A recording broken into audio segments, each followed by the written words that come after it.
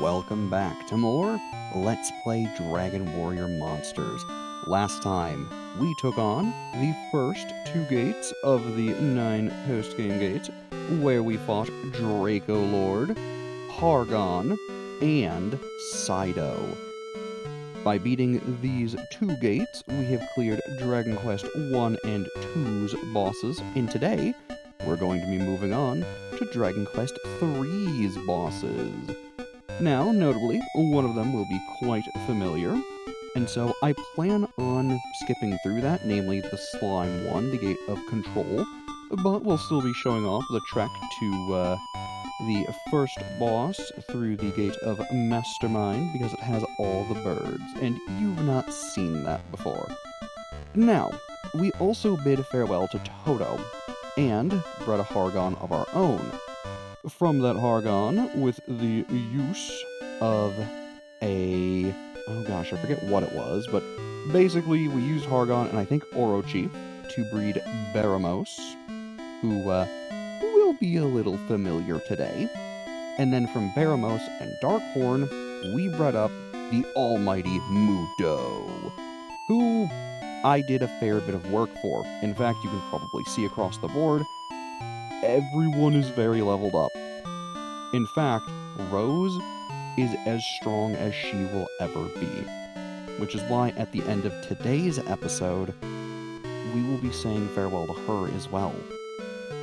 It's sad, trust me, but it'll be for the best. Otherwise, focusing on Mudo, he's pretty okay. His defenses are middling, his attack is kind of middling. He's just, in the middle stages of being leveled compared to everyone else. So, he doesn't have max agility or anything like that yet, but he does have max intelligence, which is fine.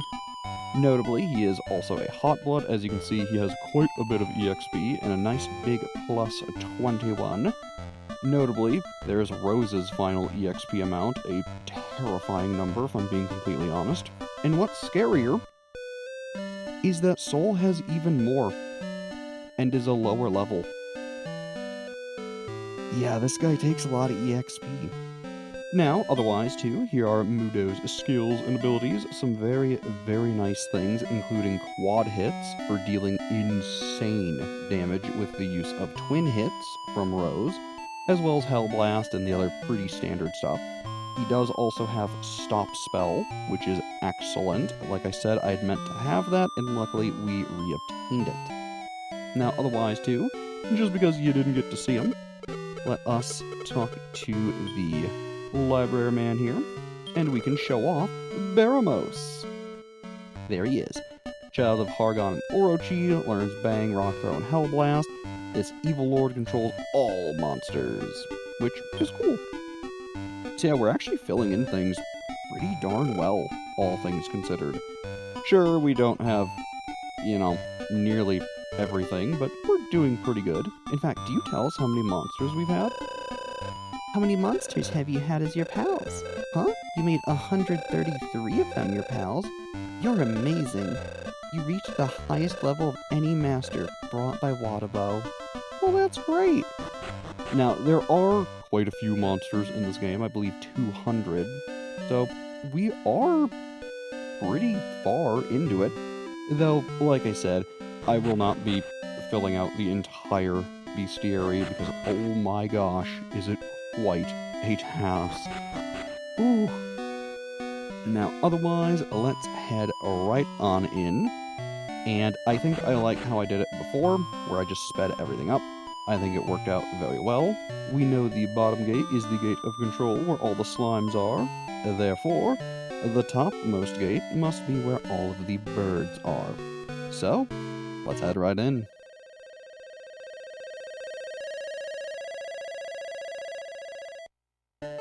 Now, otherwise, we're dealing with only 27 floors, notably, which I think they kind of did just to be nice with the previous gate, having been effectively over 50 floors with having to retrace your steps through it, so I appreciate them doing that. Now, otherwise, as you'll see, plenty of birds all around, big roost, bulls, and pickies, you name it, we will find it here. Now, overall, like I've been saying for most of these gates, you don't really find anything all that extraordinary or exceptional until the later stuff. You'll find things like mad ravens, duck kites, land owls, mad geese, misty wings, you name it, on all the earlier floors, but on the later ones, you'll find things like whipbirds, wyverns, and zap birds. So that is pretty good overall. Though otherwise, because we are so incredibly leveled, it's going to be the same thing you know and have come to love, we're just going to beeline for the end. That's where ultimately, if I didn't want to at least show and put the money where my mouth was that the monsters are here, I probably wouldn't speed this up and I would just put it all together, and then it would just be more end work for me. But as is, I think I like speeding up through all this stuff, just so that way you guys can see that, hey, this is what you're going to be dealing with, you at least get to see it in a somewhat quick form, and you know what to expect.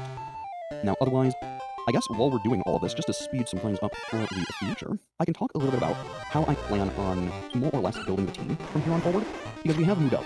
Now eventually, once we've beaten all the gates in the final challenge, all 3 of our monsters will be boss monsters that we will be familiar with at that point, and Mudo is one of the final ones, which is why I kind of set things up how I did, so that way we have Mudo now, and then we would eventually get a monster known as Zoma, who we also will be seeing today, because Beramos and Zoma are the 2 major bosses of Dragon Quest III. But, going into that, Rose will actually become Zoma, and then Sol eventually is going to become a monster known as Miradros. Now, all these monsters more or less combine into one another to eventually make the ultimate monster, Dark Demon. Now, because of this, with how I plan on doing things, we're not going to have basically anything super powerful for after we beat the final challenge, so grinding those monsters up is going to be a bit of a pain. That's why I do have some monsters still in the stable that I've, recruited slowly, just so that way I can bring them along with the other monsters to help do the farming, and then more or less they are going to be helping when we get to the later stages. Mostly, you're probably not going to be seeing any of that farming, just because it's going to be a lot, and I mean a lot of tedium, of me going into the slime gate, fighting Metabols, getting things leveled up, reading the next stage, rinse, repeat, all the way up to the final monster. Because once we start going from Miradros, Zoma, and Mudo, it ends up becoming this huge, massive, just, okay, repeat it, because the final monster has, I think, 3 forms on top of Miradros having 2 forms. It's a lot. And so, what I've done is I've written and outlined all the skills that I plan our final party on having, which will be pretty darn useful. Now, the easiest one to go over right now is Mudo.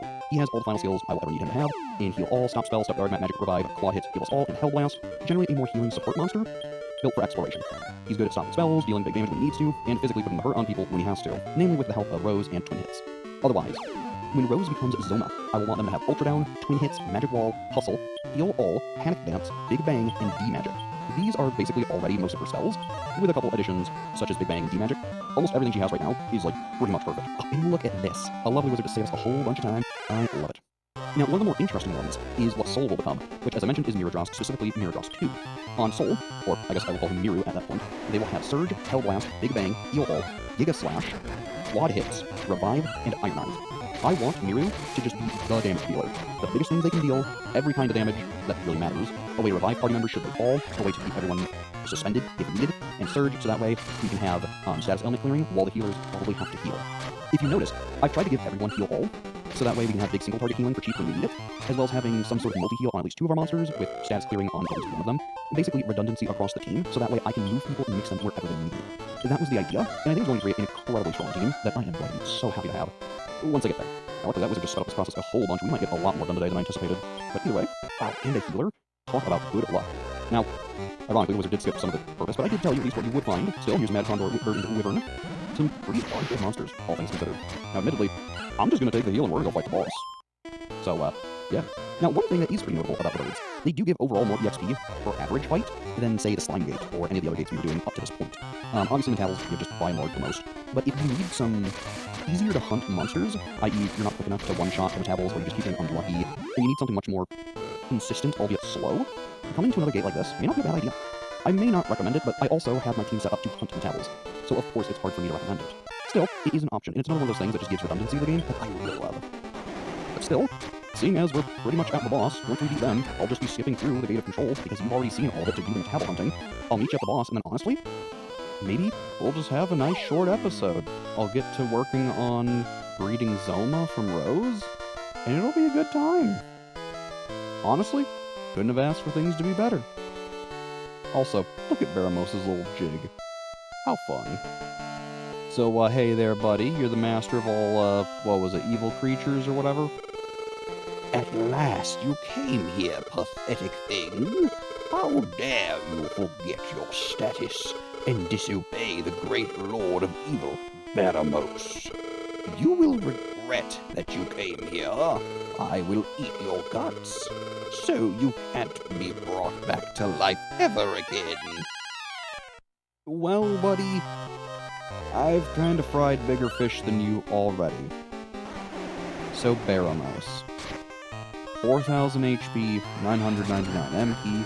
He knows Explode It, Hell Blast, and Rock Throw. There's not much to say about him.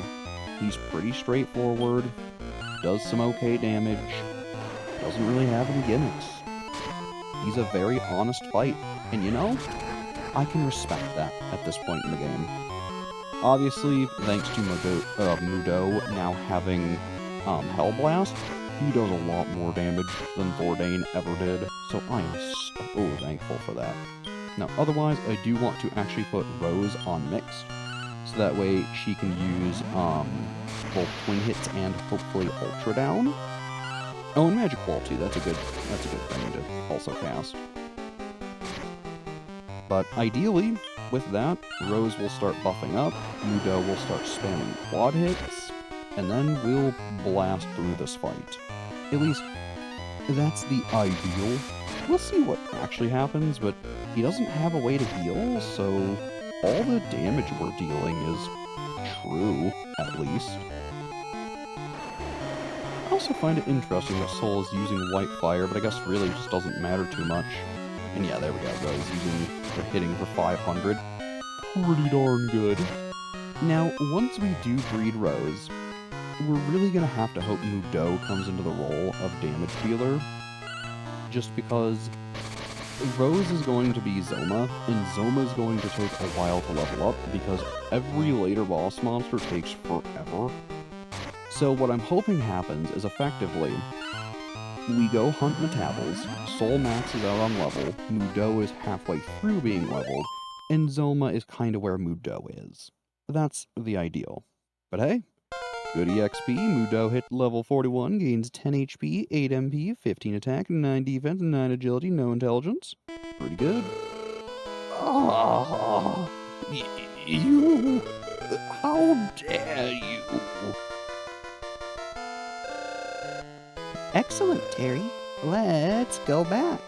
Hey, that's what I'm saying, Waterbow. We are making excellent time.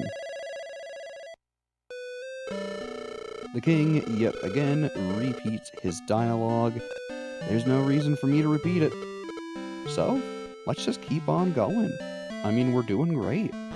Now, to be fair, most of us keeping on going is going to be, well, me just plowing through the Gate of Control, probably gaining a good level or two, thanks to the Metabals being there. But otherwise, unless something interesting happens, I'm probably gonna meet you guys at Zoma. It's just that simple.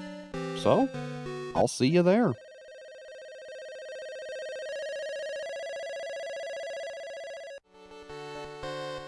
Well, that was a surprisingly quick little jaunt. And here we are at Zoma, the final boss of Dragon Quest III. How's it going? Welcome to my altar of sacrifice. I am the Zoma who annihilates all. I will sacrifice everyone and cover the entire world with despair. Why should you struggle to live? Annihilation is my joy. Death is beauty. Now, take your last breath in my arm. Well, quite the speech there, Zoma, and quite the appearance. Zoma is crazy looking. Though, to be fair, nothing we haven't seen before, nothing we can't deal with. Zoma. Now, let me see here. 4,500 HP, 999 MP. They know Big Bang, D-Magic, and White Air. This is probably the first fight that's actually going to be a solid threat. So because of that, I'm going to put Mudo on Cautious, and hope that he will be able to handle things. Now he's using Heal All, which should be fine. When Zoma uses things like White Air, or, anything like that, it's really not a huge deal. between Soul and Rose dealing so much damage per hit, Zoma does not stand much of a chance. I mean, seriously, we're putting out almost, actually, I think around 1,000 damage every single turn, which is crazy. Otherwise, between Soul dealing all that damage, Mudo keeping us nice and healed, and Rose putting damage down range, Zoma is in the right to be spamming Big Bang. I do not blame them for that at all. In fact, I do it too. Nice big hit from Soul, a massive hit from Rose. That's it. God of Annihilation and Death, done and dusted. Decent EXP too. What is your name, son? I see. Terry. Terry. Well done defeating me. But as long as there is light, the darkness exists.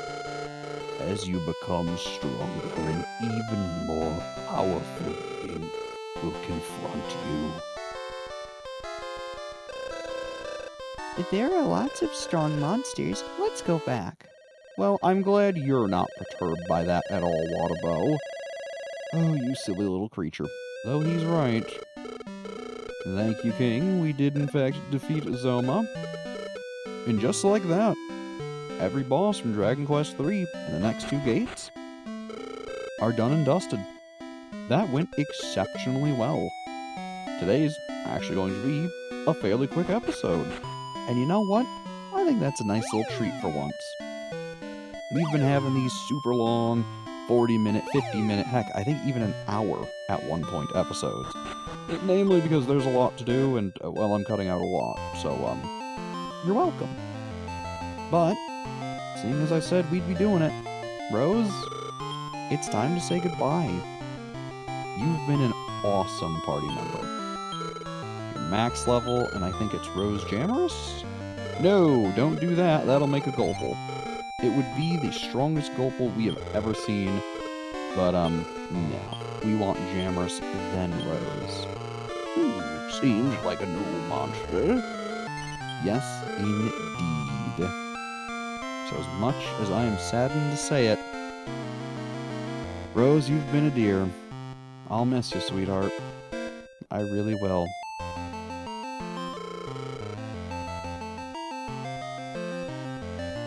But in her stead, Inside it is a baby Sido. now we are going to need to check the gender, because I've been secretly working on something else. Specifically, D-Lore, who is Draco Lord 2. This is created by breeding Draco Lord with a Divine Gon. So yeah, if you wanted things to take even longer, you can. Now, I haven't learned any of their abilities or anything, but I'm not terribly worried. Draco Lord doesn't really learn anything I care about, and I don't think Divine Gon does either, if I'm remembering correctly. I guess I can go take a look real quick. Let's see. Frigidaire, Meditate, and Big Bang. I mean, Big Bang's decent. But nothing I really need. So I don't really mind doing that. Now, otherwise, too, I do need to note the gender. It is male, so I need to make sure our Sido is female. Otherwise, I'm going to do things just like I did them before. I'm going to hatch our Sido, go farm it all up, and then next episode, we'll greet our latest party member. It's going to be pretty simple. Otherwise, a Sido, beauty egg, do not give this baby away, hereditary skills, takes time to grow up, everything we have come to expect. It is a boy, that is no good. We need a girl. Bada bing, bada boom. We are all good to go. Let's hatch them, and then, next time we play Dragon Warrior Monsters, well, we'll be doing the last 2 normal gates that we have unlocked, and then we'll start doing all the extra ones we got. So we will hatch a Sido, who I will just straight up name Sido for now. And then, once we get Zoma, well, their name's gonna be Zoma. Pretty straightforward, ultimately. At least I like to think.